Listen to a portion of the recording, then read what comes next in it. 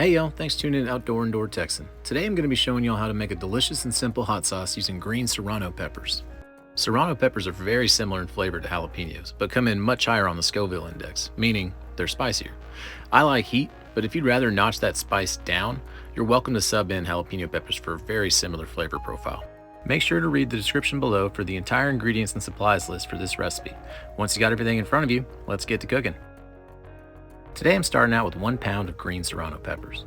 You may notice there's also 2 little red peppers sitting in the pile. Like I mentioned before, I like my hot sauce, well, hot. And those are 2 ghost peppers that I grew out in my pepper garden. Ghost peppers are pretty high up on the list when it comes to super hot chili peppers. And I've learned making an entire hot sauce with nothing but ghost peppers is miserable. But if you combine just 1 or 2 into a hot sauce using a much milder pepper, you end up getting a great hot sauce that tastes like the milder pepper and then a blast of heat on the back end. Best of both worlds. First step in prep, simply cut the stems off your peppers.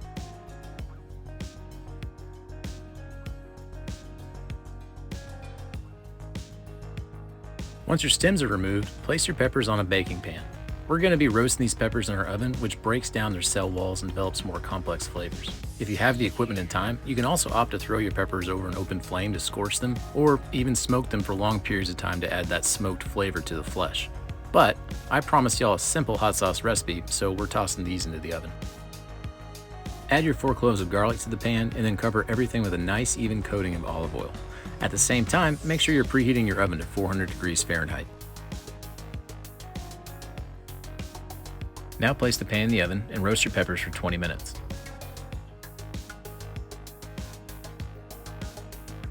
After 20 minutes in the oven, your peppers should be nice and blistered. Take them out and place everything in your blender. A quick safety reminder that we are messing around with some really hot chili peppers. Make sure to use latex gloves or tongs when handling them because you don't want any of that oil on your skin.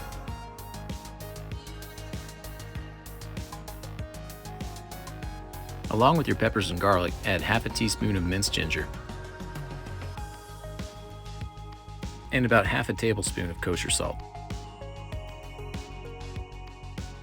Then give everything an initial rough chop. Now take 1 cup of white vinegar and add to the mix and then blend.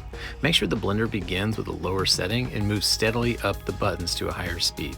You really want everything to have a chance to be thoroughly shredded and then blended.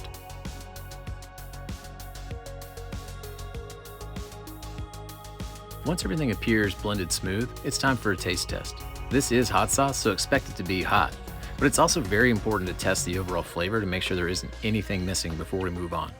This is when you can add more garlic, salt, or if it's a tad too spicy to your liking, try adding a bit of sugar to beat down the heat. For me, I like the overall flavor of this sauce, but I felt it could have used a hint more vinegar, so I ended up adding another 1/4 cup.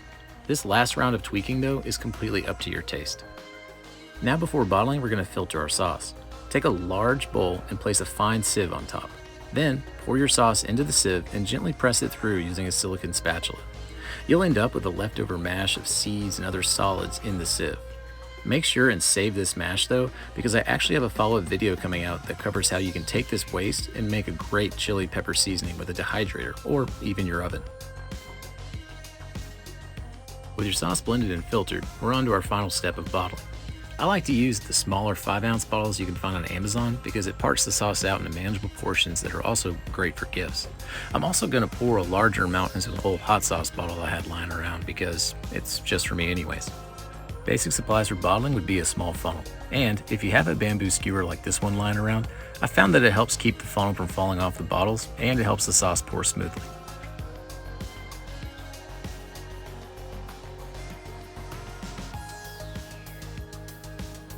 An important tip while bottling is to keep mixing your sauce in between pours. If you don't, you'll end up with inconsistent liquid from one bottle to the next, where one will be thick and the other will be super runny.